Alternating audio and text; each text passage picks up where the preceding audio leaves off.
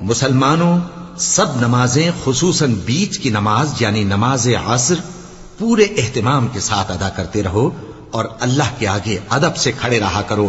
پھر اگر تم خوف کی حالت میں ہو تو پیادے یا سوار جس حال میں ہو نماز پڑھ لو. پھر جب امن و اطمینان ہو جائے تو جس طریق سے اللہ نے تم کو سکھایا ہے جو تم پہلے نہیں جانتے تھے اللہ کو یاد کرو.